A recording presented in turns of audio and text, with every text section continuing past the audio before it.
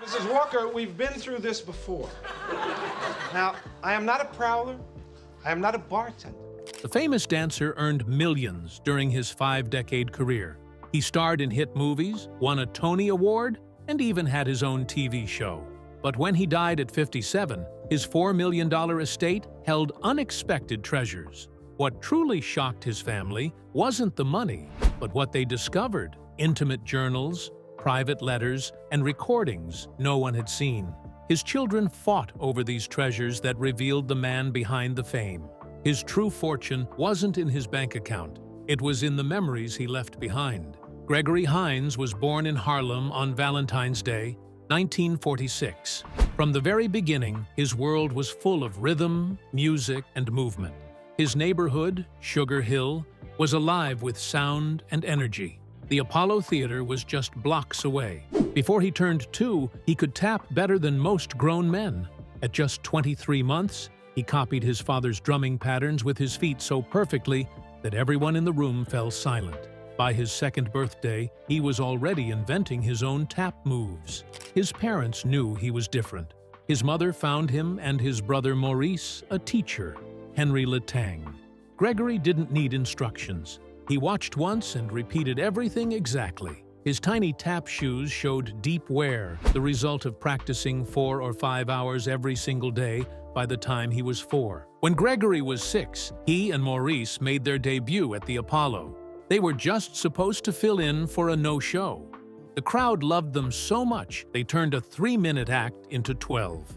They returned again and again, 36 times between 1952 and 1955. Behind the curtains, legends like Sandman Sims and the Nicholas Brothers taught the boys tricks that weren't shared with just anyone. Gregory had something special. By 7, he was on tour with Cab Calloway, doing solo routines that stunned grown men. The boys didn't just dance, they went to school too. They attended a special elementary school built for child performers. It let them balance studies with stage life. Gregory missed 40% of classes, but he still got good grades. The school even taught math based on calculating show money. At age 8, he appeared on Broadway in The Girl in Pink Tights. He did homework backstage while stagehands helped him with math. His father had a rule: keep a B average or no performing. Gregory took it seriously. But being talented didn't mean being treated fairly. In 1954, their Southern tour introduced them to racism. They weren't allowed in the same hotels or entrances as white performers. Even though they were stars, they got paid much less. Once in Miami, they weren't allowed to swim in the hotel pool. Gregory remembered a TV show where makeup artists tried to lighten his skin to look better on camera.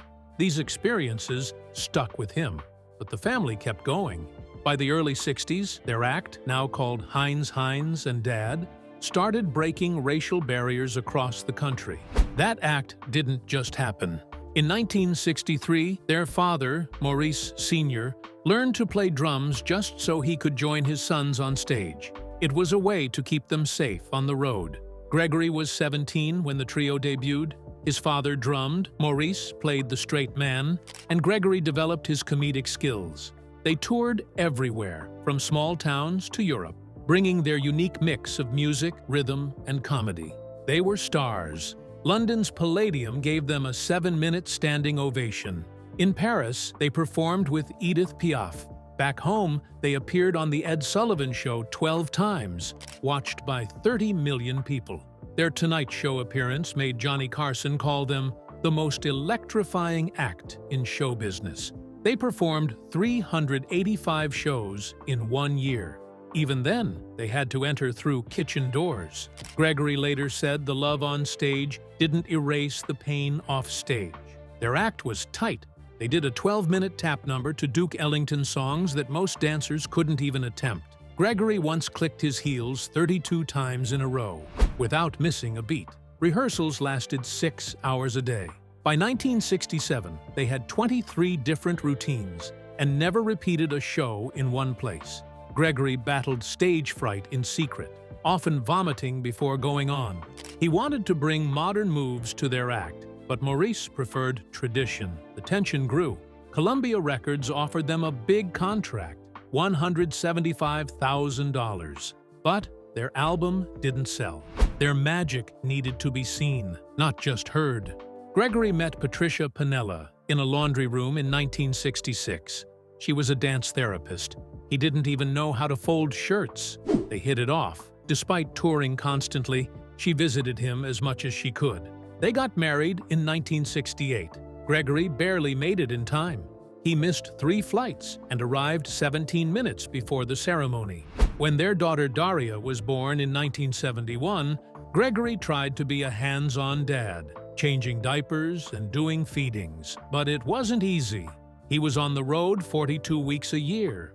Money was tight. Even at their peak, each of them often took home less than $100 a week after expenses. The pressure took a toll. The marriage fell apart. Gregory turned to cocaine. He said it helped him stay awake and keep performing. Sometimes he did shows while high. In 1973, everything crumbled. He had done 312 shows in a row with no break. One night, he fought with Maurice backstage in Chicago. They hadn't spoken off stage in 7 months. Gregory forgot his choreography on stage. That was it. Gregory Hines had spent most of his life in the spotlight, but at 27, he walked away. He left the successful family act, left behind the security of show business, and even left his wife and 2-year-old daughter. He moved to Venice Beach, California, far from the stages he had grown up on. There, he didn't want to be Gregory Hines the tap dancer. He wanted to start fresh. He formed a jazz rock band called Severance, picked up a guitar, and became the lead singer and songwriter. The band got a small but steady following, even releasing an album in 1976. It was a new life, one without routines, applause, or expectations. For 5 years, he stepped away from dancing completely. Instead, he trained in martial arts. He had already earned a black belt in karate back in 1969 when he was just 23. In California, he took it further, learning Taekwondo, practicing kicks that felt natural to him because of his dance background. His body changed, too. At one point, he weighed only 140 pounds. But after starting weight training with his friend Billy Crystal in the mid-1980s, he bulked up to 182 pounds. That's a 42-pound transformation, proof of how seriously he took Reinvention. California gave him more than just muscles and music. It gave him space to think, to question, to breathe. He began to understand the weight that came with being a black entertainer. The history of tap dancing was tied to minstrelsy and forced smiles. Gregory hated that. He didn't want to smile just because people expected him to.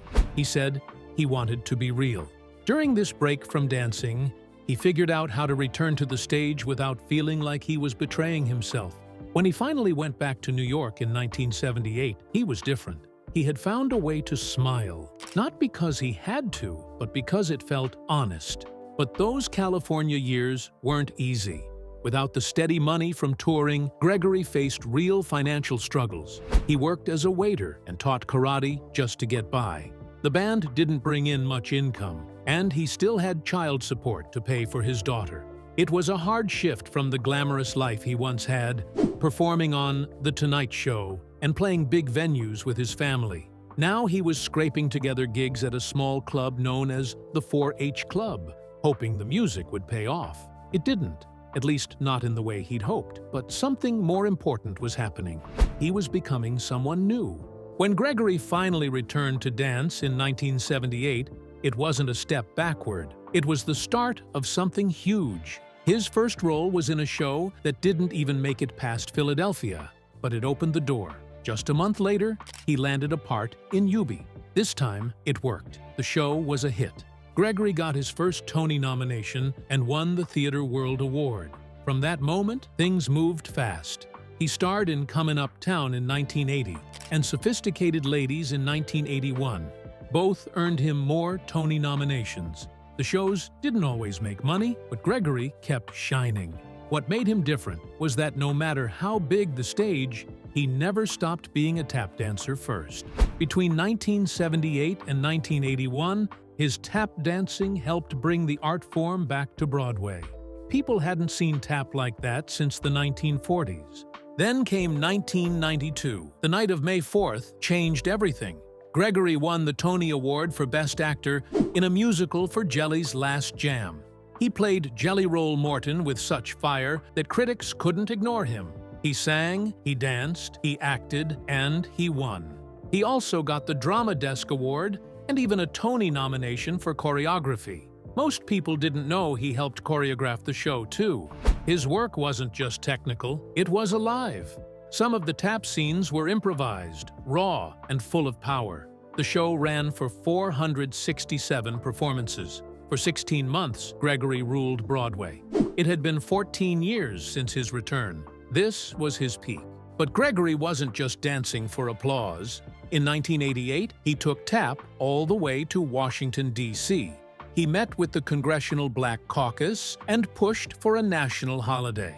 Thanks to him, May 25th, Bill Bojangles Robinson's birthday, became National Tap Dance Day in 1989. Today, it's celebrated in over 40 United States cities and 8 countries. But he didn't stop there. In 1989, he hosted a PBS special called Gregory Hines' Tap Dance in America. It brought legends and young stars together on one stage. He also worked behind the scenes. He served on the boards of major tap organizations. He used his fame to give tap dancers a real platform. To Gregory, tap wasn't just a skill, it was the beat of everything he did.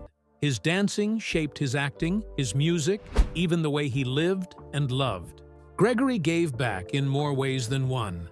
He mentored dancers who would carry the torch. Savion Glover was the most famous, but there were others. Diane Walker, Ted Levy, Jane Goldberg. Gregory helped them all. He showed them that tap had a future. In 2001, he helped launch Tap City, a major festival in New York. In 2003, just 1 week before he was supposed to attend the first Los Angeles Tap Festival, he passed away. Liver cancer took him at just 57. Jason Samuel Smith, one of the festival creators, later said Gregory was so excited to be there. Even in his final days, he was still lifting others up. He choreographed new pieces like Groove in 1998 and Boom in 1997. He even performed Boom at a gala in front of President Clinton. And it wasn't just the dancing. He proved to young performers that tap could be a real career. You didn't have to sell out. You could tap your way to the top and stay true to the rhythm. His brother Maurice once told him, "You're not just a tap dancer, you're the tap dancer." Gregory Hines never planned on becoming a Hollywood star. In fact, his big break came from a tragedy. In 1980, Richard Pryor, one of the greatest comedians alive, nearly died after setting himself on fire during a drug accident. Pryor had been cast in Mel Brooks's History of the World, Part 1. But after the incident, he had to step away. The role could have been scrapped out of respect. But Madeline Kahn, a close friend of Brooks, had another idea. She suggested Gregory Hines, a Broadway tap dancer who had recently returned to performing after years of drifting on California beaches. At 38, Hines flew to California. He was nervous. Brooks looked at him and joked, "Don't worry, you've got big feet." That was it. The door to Hollywood opened. He stepped in and didn't look back. 3 years later, he became obsessed with landing a role in the Cotton Club. Hines started showing up at producer Robert Evans's house, calling him non-stop. He told Ebony magazine that he launched a reign of terror. And it worked. He got the part of Sandman Williams. Critics said he stole the film. Just a year later, in White Nights, he acted alongside Mikhail Baryshnikov. It seemed like a strange pair. One was a Russian ballet dancer, the other an American tap dancer. But director Taylor Hackford built their roles around who they really were. And somehow, it clicked. Their chemistry felt real. Their dancing wasn't just beautiful, it told a story. That film sealed Hines's reputation as a serious actor, not just a dancer. Then came Running Scared in 1986. This time, he played a Chicago cop with Billy Crystal. No dance routines, just fast-paced action and jokes. But Hines was brilliant. His comic timing was sharp. He improvised lines. Years of performing live on Broadway gave him an edge. He had already starred in Eubie and Sophisticated Ladies, where he learned how to make people laugh on cue. The movie made $38 million. That was a huge number back then. It showed the world he could carry a major movie, even without dancing. Hines had officially arrived. By the 1990s, Gregory Hines was everywhere. He won a Tony Award in 1992 for playing Jelly Roll Morton in Jelly's Last Jam. Then he appeared in Renaissance Man with Mark Wahlberg, directed by Danny DeVito. That same year, at age 48, he directed his first film, Bleeding Hearts. It was about interracial relationships. Bold topic. But Hines wasn't afraid. He kept surprising people. In 1995, he played a kind widower in Waiting to Exhale. He didn't need to be the star, he just made the character feel real. And then, in 1997, CBS gave him his own show, The Gregory Hines Show. Behind the scenes, that show had a darker side. During a table read, a CBS executive questioned whether Hines's character, an African-American father, should kiss his son. "Do black people kiss their kids?" the executive asked. Hines was furious. He didn't yell. He pulled the man aside. Nobody knows what was said, but it must have been powerful. Still, the show struggled. CBS aired only 15 of the 22 episodes. The last one came out in February 1998. It was a missed chance. Hines had more to offer. In 1999, he joined Will and Grace as Ben Doucette. At first, he was the rich, annoying guy Grace had to sue. But things changed. The writers gave Ben depth. He paid Grace. He hired Will. Then he and Grace fell into a short, strange romance. It didn't last long, just 6 months. But Hines made that character feel layered. He once said he liked playing roles written for white men. They had more range, and that showed in Will and Grace. The show won an Emmy in 2000. Hines helped make that happen. But maybe his most heartfelt role was one many fans didn't even know was his. From 1999 to 2004, Gregory Hines voiced Big Bill in Little Bill, a children's cartoon created by Bill Cosby. It was gentle, kind, simple. He stayed with the show until the end, even while battling illness. After he passed in 2003, he was awarded a Daytime Emmy posthumously. That voice, soft, warm, fatherly, became part of many childhoods. Some kids never knew he had been a world-class tap dancer or a major movie star. To them, he was just Big Bill. And long before that, in 1989, Hines made one of his most important contributions to culture. He created and hosted Gregory Hines's Tap Dance in America on PBS. It was a love letter to tap, a dying art. He brought together forgotten legends like Charles Honey Coles, Sandman Sims, and Buster Brown. Some of them passed away just a few years later. Hines made sure their stories and steps were preserved. He didn't want the tap to vanish. He introduced old masters to the next generation, dancers like Savion Glover, who would later say, "Hines saved tap dancing." Gregory Hines wasn't just a great dancer, he was a force who lived for others. In 1979, he landed a major role in the Broadway show Eubie, but instead of just thinking about himself, he told the producers something shocking. He said he wouldn't do the show unless they gave his brother Maurice another shot. Maurice had already auditioned and failed, but Gregory stood firm, and because of that, Maurice got the part. That decision changed everything. Maurice went on to win a Tony Award and build a huge Broadway career. Gregory could have kept the spotlight for himself, but he didn't. That wasn't a one-time thing. Gregory always shared his fame with others. When older tap legends were forgotten, he brought them back. He made sure they had a stage again. He didn't just care about dancing, he cared about the people who made tap what it was. Even in 2001, while secretly fighting cancer, he helped launch Tap City in New York, a full festival to celebrate tap dancing. And when he stood before the United States Congress, he wasn't asking for help for himself. He pushed for a national day to honor tap. Thanks to him, May 25th is now National Tap Dance Day. Backstage, he wasn't a star with an ego. During breaks, he gave his time to younger dancers. He showed them moves. He passed on what he had learned. People said, if it weren't for Gregory, a lot of tap's style and history would have been lost. And even when his body was giving out, he kept going. Just a week before he died, he was still planning to attend the very first Los Angeles Tap Festival.